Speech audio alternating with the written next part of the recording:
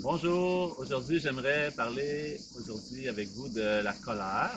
La dernière fois, j'avais expliqué, on a parlé de l'émotion de l'attachement, parce que dans la philosophie bouddhiste, ce qu'on explique, c'est que tout le monde, on a le désir d'être heureux, personne n'aime souffrir, mais que la source de nous tous, de tous nos différents problèmes, souffrances qu'on vit pour tous les êtres vivants, c'est toujours la même chose, c'est nos propres perturbations mentales ou nos propres émotions perturbatrices. Donc j'avais expliqué qu'il y avait les racines sont au nombre de 5. Il y a 5 émotions perturbatrices qui sont la racine de toutes les autres. La dernière fois, j'avais parlé de l'attachement. Comment travailler sur l'attachement, comment se libérer grâce au lâcher-prise, etc. Donc aujourd'hui, j'ai pensé de parler une autre de ces émotions perturbatrices qu'on appelle la colère. Qu'est-ce que ça veut dire la colère? Et aussi, comment s'en libérer. Nous, on parle comme ça dans la philosophie bouddhiste. L'antidote, comment se libérer de la colère, c'est la tolérance. Donc, tout d'abord, qu'est-ce que c'est la colère?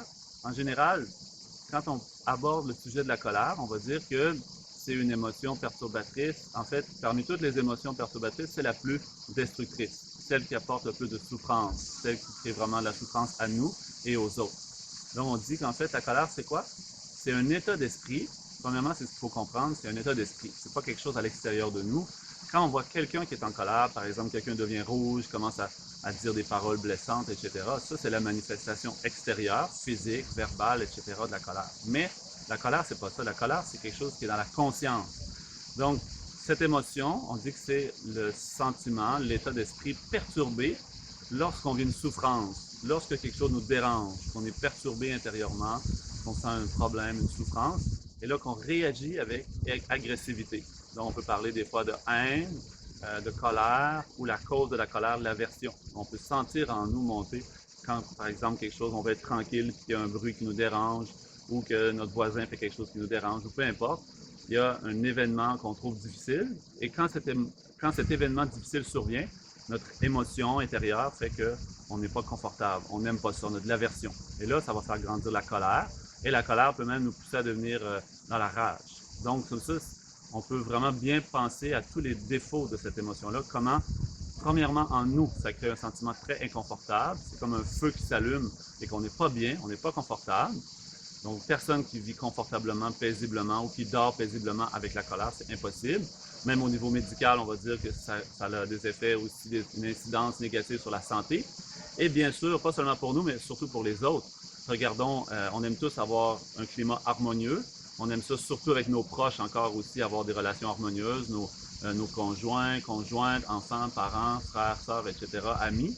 On aime tous avoir des relations harmonieuses, mais quand la colère s'empare de nous, on se laisse emporter par la colère, ça crée toutes sortes de conflits, des paroles agressives, de la violence même physique.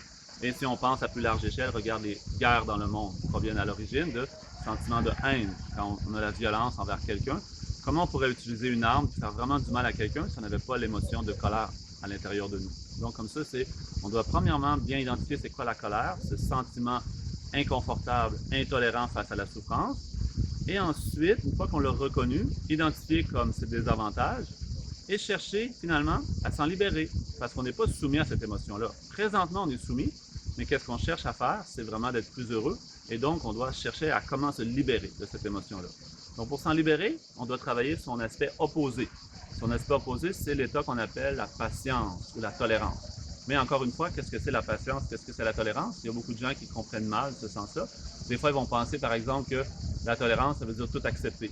Quand quelqu'un nous dérange, on ne dit rien, on ne parle pas, on ne dit rien, on ne fait rien. Mais intérieurement, ça peut être très dérangeant. On peut avoir une grande souffrance, une grande colère, mais rien dire. Donc, ce n'est pas la tolérance. La tolérance, ça veut dire la capacité, avec sagesse, quand on vit des épreuves, quand on vit des difficultés, quand on vit une souffrance, plutôt que de résister, puis dans la colère, dans l'agressivité, de plutôt être capable de l'accueillir, de l'accepter, d'être capable de patienter malgré la difficulté. Donc, comme il y a une phrase vraiment très importante qui souligne l'importance de ça, comme un grand maître indien s'appelle Shantideva, il dit si quelque chose peut être fait, pourquoi s'en faire? Si rien peut être fait, pourquoi s'en faire?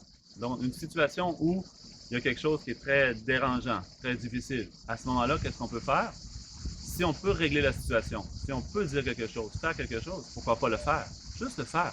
Pas besoin de se mettre en colère. Juste dire ce qui doit être dit, faire ce qui doit être fait. sans se laisser emporter dans cette émotion. Si dans une situation, il n'y a rien qui peut être dit, rien qui peut être fait, c'est comme ça, on ne peut rien changer, on n'a pas le pouvoir pour le moment de changer. Donc, encore une fois, à quoi ça sert de s'énerver?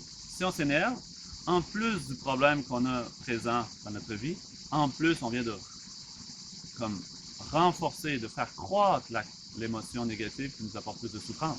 Donc, la colère, dans tous les cas, va aucunement contribuer à notre bonheur, va juste comme plus contribuer à diminuer notre bonheur et à faire souffrir les autres. Donc, c'est comme ça qu'on devrait bien comprendre, dans le sens, la colère, c'est pas seulement la manifestation extérieure, mais c'est la conscience intérieure qui devient perturbée, agressive face au problème, alors que la tolérance, c'est la conscience qui est capable de rester sagement, comme concentré, calme vis-à-vis la souffrance. Donc, la tolérance, ça demande beaucoup de sagesse. C'est pas quelque chose qu'on va juste dire, OK, je tolère, j'accepte. Non, c'est pas comme ça. C'est vraiment intérieurement de comprendre comment y arriver. Donc, au départ, il faut bien comprendre, il faut un peu s'informer, s'éduquer. Nous, à l'école, on n'apprend pas un cours sur comment développer la tolérance. Donc, dans les ouvrages de la philosophie bouddhiste, c'est ça qu'on explique.